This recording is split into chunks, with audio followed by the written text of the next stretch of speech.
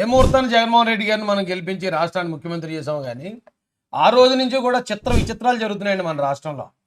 ఎందుకు చెప్తున్నాను ఇదంటే, జనరల్గా ఎవరైనా ఒక రాజకీయ పార్టీ నుంచి ఒక ఎమ్మెల్యే సీట్ తెచ్చుకోవడానికి చాలా కష్టపడాల్సి ఉంటుంది. అంత కష్టపడి ఎమ్మెల్యే సీట్ తెచ్చుకుని తీరా ఎలక్షన్లో పోటీ చేసిన తర్వాత ఆ పార్టీ ఏమో సూపర్ డూపర్గా నెగ్గేసి ఆయన ఒక్కడే ఓడిపోయాడు అనుకోండి, ఎలా ఉంటుంది ఆయన పరిస్థితి?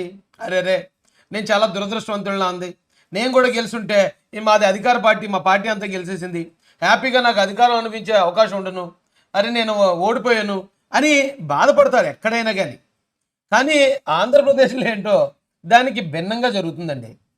ఆ ఓడిపోయిన వాళ్ళు బాధపడడం అనేసి ఆనందపడుతున్నారు. అమ్మ నమస్కారం రా బాబు, బాగానే ఓడిపోయారా బాబు, జగన్మోహన్ రెడ్డి అసెంబ్లీలో ఎమ్మెల్యే బాగానే అవ్వలేదురా బాబు అని ఆనందపడుతున్నారు. అదే ఓడిపోయిన వ్యక్తిని బాబు నీకు ఎమ్మెల్సీ ఇచ్చి మంత్రి ఇస్తాను రా అన్నారట జగన్ గారు. అంటే నీ మంత్రికి నీకు నమస్కారమే బాబు అని చెప్పి అదే బారిపడడం బారిపోయారట వాళ్ళు. వింటుంటే విడ్డూరంగా ఉంది కదండి, నాకు కూడా అలాగే అనిపించింది. అయితే ఈ మాట చెప్పింది ఎవరో కాదు, విశ్వవిఖ్యాత నట సార్వభౌమ నందమూరి తారక రామారావు గారి ముద్దుల అల్లుడు, తెలుగుదేశం పార్టీ ఫౌండర్ అయిన నందమూరి తారక రామారావు గారి ముద్దుల అల్లుడైన దగ్గుపాటి వెంకటేశ్వరరావు గారు. అంటే పురంధరేశ్వరి గారి భర్త. యాక్చువల్గా ఆయన ఐడెంటిటీ పురంధరేశ్వరి గారి భర్త అనేది కాదండి, ఆయన రాజ్యసభ చేశారు, ఆయన చాలా పెద్ద పెద్ద పదవులు అలంకరించిన వ్యక్తి. అలాంటి వ్యక్తి ఈ రోజున సంచలన వ్యాఖ్యలు చేశారు జగన్మోహన్ రెడ్డి మీద. అది వింటే అందరూ ప్రతి ఒక్కరూ షాక్ అవుతారు. ఈయన పరుచూరు నియోజకవర్గం నుంచి వైఎస్ఆర్ కాంగ్రెస్ పార్టీ తరఫున ఎమ్మెల్యేకి నిలబడ్డాడు. మా అన్న ఏలూరు సాంబశివరావు గారి చేతిలో, టీడీపీ అభ్యర్థి చేతిలో ఆయన ఓటమి పాలయ్యాడు. జనరల్గా ఎవరైనా అయితే ఇదే పొజిషన్లో ఉంటే ఏమనుకుంటారండి, అరే ఎంత మంచి అధికారం వచ్చిన పార్టీలో నేను గెలవలేకపోయినాయి అని బాధపడతారు. కానీ ఈయన ఏమన్నాడు ఒకసారి చూడండి. ప్రస్థానం ఎక్కడికక్కడికి అది నెట్టుకుంటా వస్తుంది. ఇందాక మాట అన్నాడు, ఓట్లు వేయలేదు ఇక్కడ కానీ నిజంగా కనుక మీరు అనంతరం కనిపించినట్లయితే ఆ పరిస్థితి ఏంటి వాళ్ళ చెప్పండి. మీరు ఆ రోజు నన్ను ఓడించడం మంచిదైందిరా బాబు, ఇక్కడ రోడ్లు లేవు, అభివృద్ధి లేదు. నిజంగా మీరు ఆ రోజుగా నేను గెలుచుంటే ఈ రోజు నేను మొహం ఎత్తుకుని తిరుగుతున్నా. ఎంత దారుణంగా ఆయన సిగ్గుపడుతున్నాడు చూడండి ఆ పార్టీలో.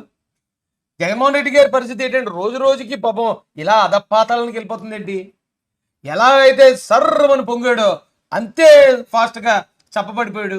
నేను ఎప్పటి నుంచో చెప్పుకొస్తున్నానండి, నేను చిన్నోడో పెద్దోడో తెలివైనోడో తెలివి తక్కువడో పక్కన పెడితే ఎప్పటి నుంచో చెప్పుకోతున్నాను, జగన్ గారిని నేను దగ్గర నుంచి చూశాను కాబట్టి.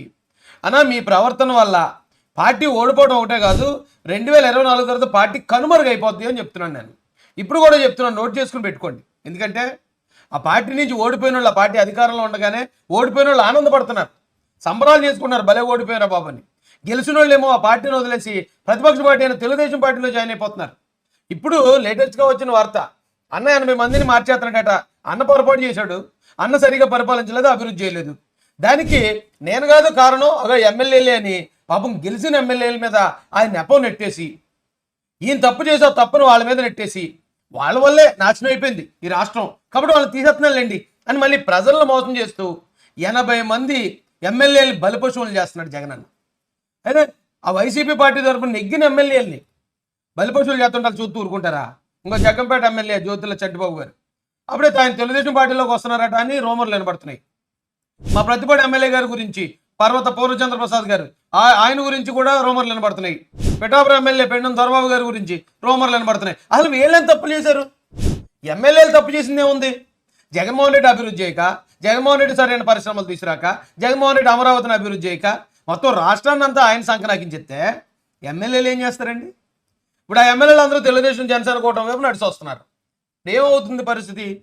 పార్టీ ఖాళీ, జీరో అయిపోతుంది పార్టీ. లేకపోతే ఇలాంటివి ఎక్కడన్నా ఏ రాష్ట్రంలో చూస్తామో మనం?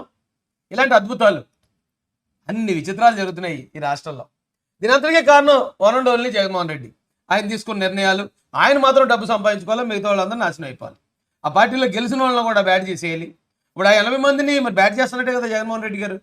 ఏం పద్ధతి అన్న ఇది? కనీసం ఇప్పుడు మేము అప్పుడు అనుకున్నాం, నిన్ను గెలిపించే 30 సంవత్సరాలు ముఖ్యమంత్రి ఉండాలి మా అన్నని. 30 సంవత్సరాలు కాదు కదా, కనీసం 10 సంవత్సరాలు పార్టీ మనుగడలో ఉండే పరిస్థితి లేకుండా పోయింది. ఇది ప్రజాస్వామ్యం. ప్రజలేం తెంగరోళ్ళు కాదు, మేము దాచేసుకుంటాం, అందులో మీకు 30 రూపాయలు పంచి పెడతాం రోజుకంటే నమ్మేయడానికి. ఇక్కడ ప్రజలకు భవిష్యత్తు కావాలి, పిల్లల భవిష్యత్తు కావాలి. అది ఆంధ్ర ప్రజలు ఆ పౌరుషంగా బతుకుతారు. పాపం జగన్మోహన్ రెడ్డి ఎలా వచ్చాడో అలాగే పార్టీ కనుమరుగైపోయే పరిస్థితి అయితే కనపడుతుందండి. ఎందుకంటే ఆ పార్టీలో ఉన్న నాయకులే ఇలాంటి పరిస్థితుల్లో ఉన్నప్పుడు, ఇలా మాట్లాడుతున్నప్పుడు ఇంకా పార్టీని ప్రజలు ఎవరు నమ్ముతారండి? యా ఉంటాను సార్. జై భీమ్, జై భారత్, జై జై మహాసేన. దగ్గుబాటి వెంకటేశ్వర గారు, మీ గట్స్కి, ఈ రాష్ట్రం అభివృద్ధి చెందాలని మీరు పడుతున్న తపనకి మీకు హృదయపూర్వక అభినందనలు, నమస్కారాలు తెలియజేస్తున్నాను సార్. జై భీమ్, జై భారత్, జై జై మహాసేన.